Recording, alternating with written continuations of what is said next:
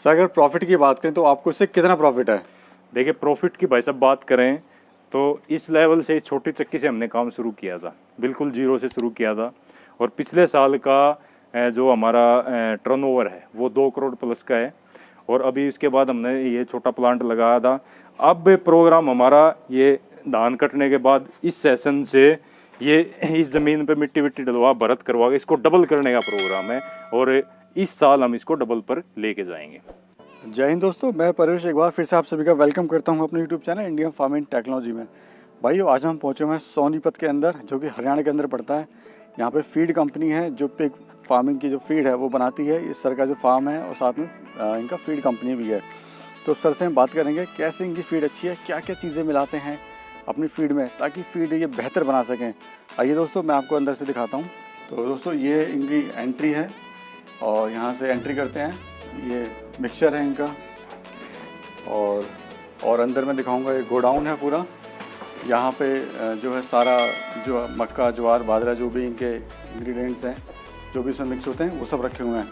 तो भाइयों इनके जो ऑनर हैं उनसे ढेर सारी बात करेंगे, सारे क्वेश्चनों पे जवाब लेने की कोशिश करेंगे। साथ ही कुछ सख्त सवाल भी पूछेंगे ताकि जो सच्चाई है वो बाहर निकल सके और पता लग सके नए फार्मर्स को भी, जो फीड के लिए बड़े कंफ्यूज रहते हैं, फीड कैसी लें, कहाँ से लें और कौन सी फीड उनके लिए सही है। तो भाइयों चलिए वीडियो शुरू करते हैं। जो भाई पहली बार चैनल को देख रहे हैं वो कृपया चैनल को लाइक करें, शेयर करें, सब्सक्राइब करें। साथ में जो पास वाले घंटे का बटन है ज़रूर दबाएं, क्योंकि जो भी अगली वीडियोज़ हैं उनका नोटिफिकेशन सबसे पहले आप तक पहुँचे। और दोस्तों इस चैनल पर हम ऐसी बेहतरीन से बेहतरीन वीडियोज़ लाते रहते हैं। तो आइए दोस्तों वीडियो शुरू करते हैं। नमस्कार सर। नमस्कार सर जी। सर एक परिचय दीजिए अपना। सर मेरा नाम प्रदीप धनखड़ है, छोटा भाई परवेश धनखड़। मेरा गांव खूबड़ू है, डिस्ट्रिक्ट सोनीपत हरियाणा में। तो सर पिग फार्मिंग से पहले आप क्या करते थे? पिग फार्मिंग से पहले मैं कंस्ट्रक्शन लाइन में था, गवर्नमेंट कॉन्ट्रैक्टर था। तो गवर्नमेंट को कंस्ट्रक्शन करते करते हमने थोड़ा सा इस लाइन के बारे में भी सोचा और फिर दोनों भाइयों ने मिलकर डिसाइड किया कि पिगरी लाइन में भी चलते हैं। बहुत बढ़िया, बहुत बढ़िया। तो आपने फाइनली डिसीजन लिया कि हमको पिग फार्मिंग करना है? जी बिल्कुल। तो क्या रीज़न रहा सर? ऐसा कुछ आपको लगा कि इसमें पैसा ज़्यादा है या अच्छा बिजनेस है? नहीं, बिजनेस अच्छा है। इसका सबसे मेन जो पॉइंट उस टाइम पे हमें लगा, उस टाइम पे ये नगद का काम था, क्रेडिट का कोई इसमें सीन नहीं था जी। आपका पैसा आपकी जेब में हर टाइम होता था, आप अपने मार के खुद मालिक होते थे जी। और कितने साल से आप कर रहे हैं सर पिग फार्मिंग? करीब 6 साल हो गए, अभी फरवरी में 6 साल हो जाएंगे हमें पिग फार्मिंग करते हुए। तो सर जैसा आपने स्टार्टिंग में पिग फार्म स्टार्ट करा, तो आप स्टार्टिंग में होटल वेस्ट पे आप इसको चलाते थे या ड्राई फीड पे? नहीं, ये हमने स्टार्टिंग फीड से ही की है जी। ड्राई फीड से इसकी स्टार्टिंग की है। होटल वेस्ट का हम लोगों का देखा था, तो वो देखते हुए हमारा विचार ये था कि हम उस पर नहीं कर पाएंगे, इसीलिए हमने फीड पे काम शुरू किया जी। सर अगर एक लंबी रेस की बात करें, ज़्यादा प्रॉफिट की बात करें और लंबा अगर किसी को गेम खेलना है, अगर फार्म आपको अच्छे से रन करना है लंबे समय तक, तो होटल वेस्ट अच्छा है कि ड्राई फीड अच्छा है? देखिए भाई साहब, एक लेवल है काम करने का। अगर कमर्शियल वे में आपको काम करना है, कमर्शियल लेवल पे काम करना है, तो ड्राई फीड पे ही काम करना पड़ेगा। होटल वेस्ट पे कमर्शियलाइजेशन नहीं कर सकते इसमें। तो सर जैसे मैं भी देख रहा हूँ आपने अपना खुद की फीड का कंपनी स्टार्ट किया हुआ है जी, तो आपको ख्याल कैसा आया है? देखिए जब हमने पिग फार्मिंग शुरू की उस टाइम पे मार्केट में कोई कमर्शियल फीड नहीं था जी। तो उसको देखते हुए हमने अपने ट्रायल शुरू किए। फीड का नाम इस टाइप से था, उस टाइम पे सिर्फ ब्रीडिंग लोग करते थे फीड पे।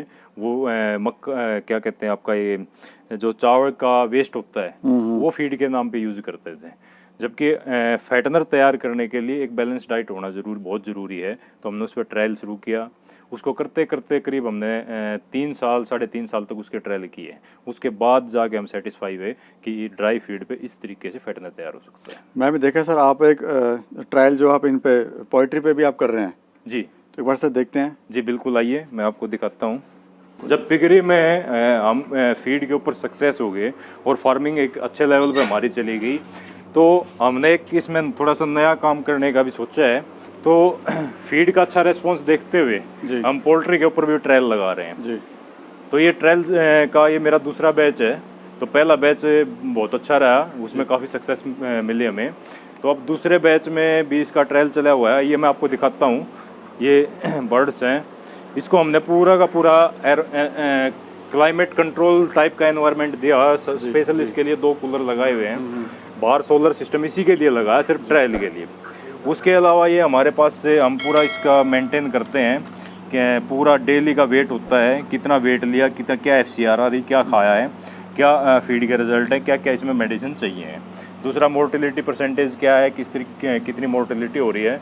तो इस तरीके से हम ट्रायल, जैसे पिगरी में हमने ट्रायल किए थे छोटे छोटे बैच पे, उसी तरीके से अब हम पोल्ट्री में ट्रायल कर रहे हैं। सर इस समय काफ़ी बड़ी बड़ी कंपनियां हैं फीड की, जी और मैं नाम नहीं लेना चाहूँगा किसी भी जी कंपनी जी का। बिल्कुल। तो कैसे सर क्वालिटी में और प्राइस में काफ़ी कंपटीशन है जी जी आपस में, तो जी। आप अपनी फीड को कैसे देखते हैं आज?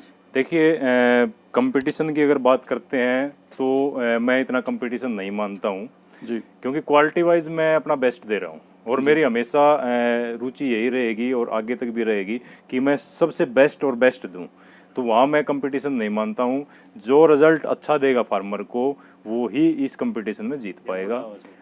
या बड़ा हो या छोटा, उससे कोई फ़र्क नहीं पड़ता कितनी बड़ी कंपनी है या छोटी कंपनी है। जी फ़र्क पड़ता है कि वो क्या दे रहा है, फार्मर को क्या आउटपुट दे रहा है, फार्मर को कितनी बचत दे रहा है। हाँ जी आप जाके देख सकते हैं, मेरे 25-30 फार्म हैं जिनके ऊपर मेरी फीड सप्लाई है।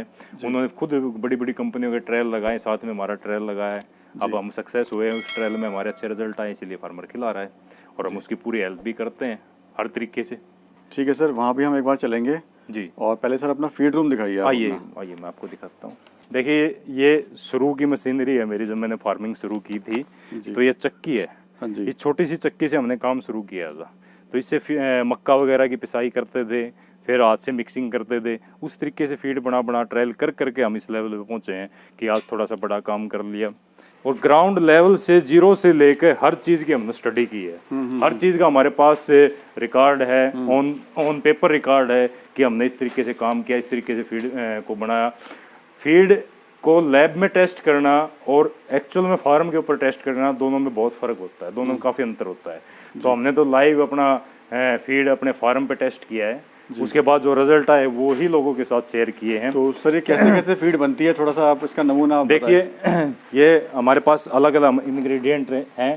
ये मक्का हो गया हमारा, हाँ जी ठीक है, ये देख लीजिए आप, ये मक्का है जी और बेस्ट क्वालिटी इनके इंग्रेडिएंट हम यूज़ करते हैं। इसमें हमारी एक ग्राइंडर है, यहाँ पिसाई होती है। हाँ जी पिसाई के बाद यहाँ इस साइड हमारा मिक्सर लगा हुआ है जो 20 बैग एक बार तैयार करता है। इसके अंदर पिसाई के बाद हम मटेरियल इसके अंदर डालते हैं, दवाइयाँ डालते हैं। उसके बाद मिक्सिंग होने के बाद ये हमारे यहाँ से बैग तैयार होके निकलते हैं। जी जी। तो ये हमारा प्रोसेस है फीड ये का। फाइनल आपका प्रोडक्ट है ये सर? फाइनल हमारा प्रोडक्ट है, प्रदीप प्रीमियम पिग फीड जी जी जी, Pradeep premium pig feed. Sir ये बताइए आप कौन कौन सी फीड बनाते हो और आपने फीड को कितने हिस्सों में बांटा हुआ है? देखिए, फिलहाल तो हम पिगरी के लिए फीड बना रहे हैं सारा। पोल्ट्री का आपको बता ही दिया, ट्रायल चल रहा है, उसके बाद उसके बारे में देखेंगे। तो पिगरी के हमारे 3 लेवल है। स्वाइन 1 8 किलो से 30 किलो बॉडी वेट तक होता है। स्वाइन 2 31 किलो से मार्केट तक, चाहे उसको 110-5 किलो भी जितने में भी फार्मर को सेल करना है। और तीसरा है हमारा 100 फीड जो ब्रीडिंग के लिए चलता है, जो मादा के लिए है और बोर के लिए है। जी।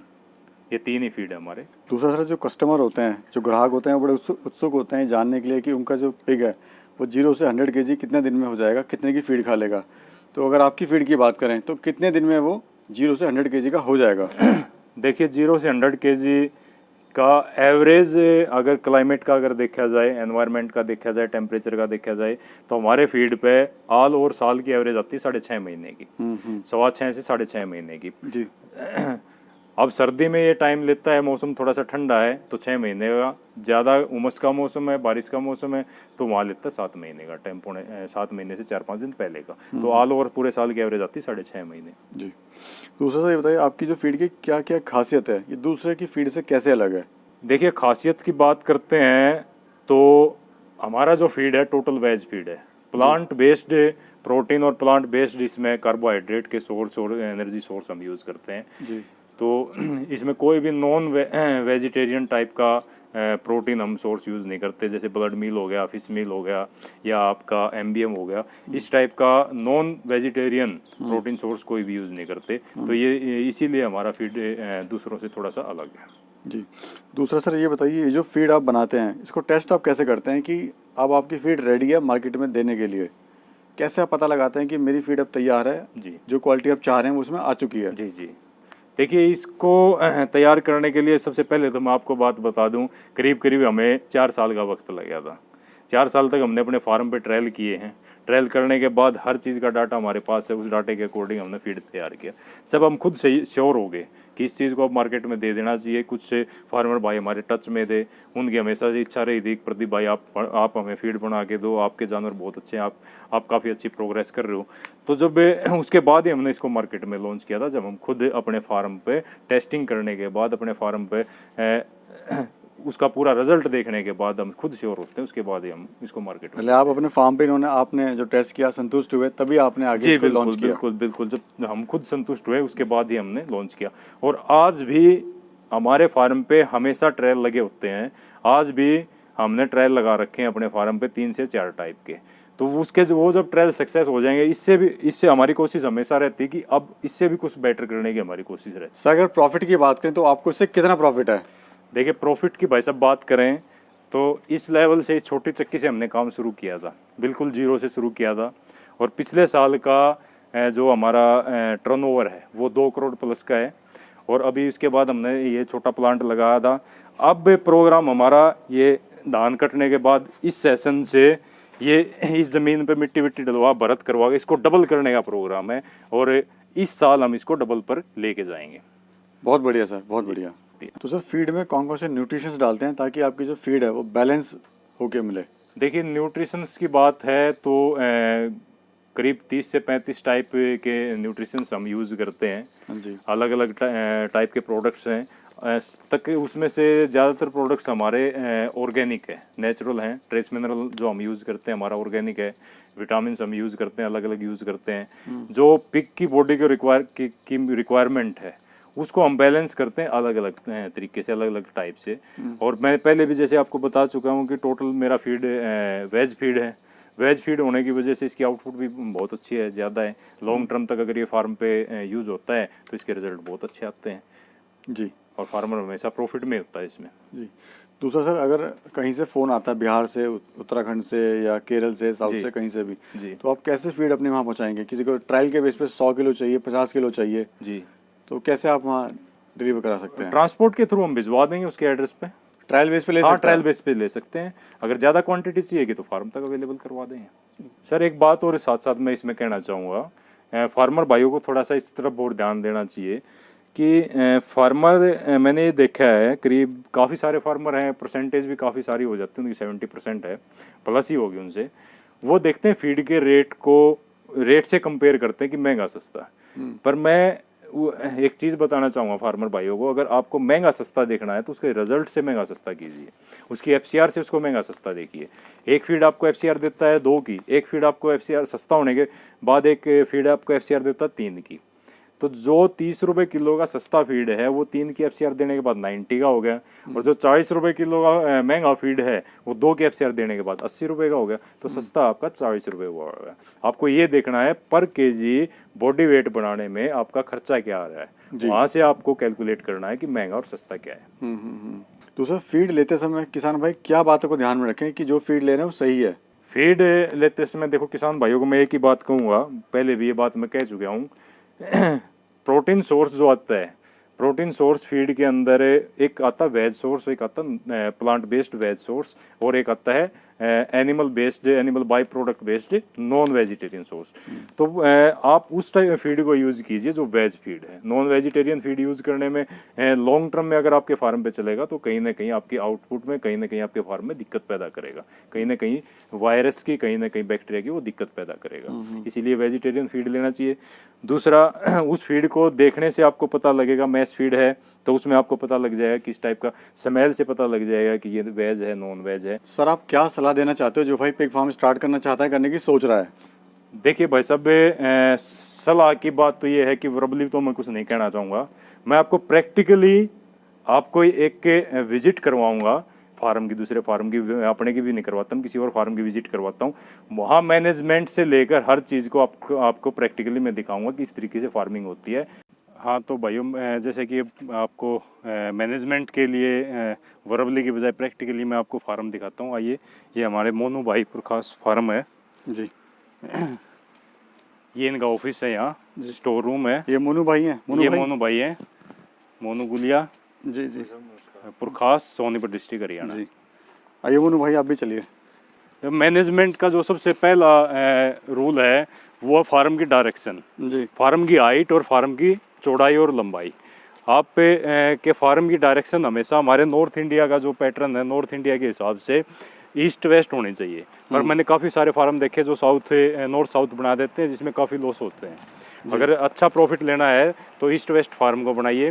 बाहर देखिए सूरज जो है वहाँ से उगता है उस साइड से। जी मैं दिखाना चाहूँगा हाँ जी। भाई, सूरज जो है उस वहाँ से उगता है, ईस्ट से उगता है और बिल्कुल ऊपर छत से जाके और वेस्ट में जाके छुप जाता है।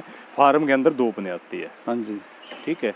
मक्खी और मच्छरों के लिए मच्छरदानी लगाई हुई है मोनू भाई ने, और करीब करीब ये मानो कि 7 से 8 फुट का ये वेंटिलेशन के लिए जाली लगाई हुई है। 7 से 8 फुट के आसपास है, इससे पूरा प्रॉपर वेंटिलेशन हो जाता है। मच्छर मक्खी भी जो है नहीं आते, हाँ जानवर जी। को परेशान नहीं करते हैं। हाँ जी।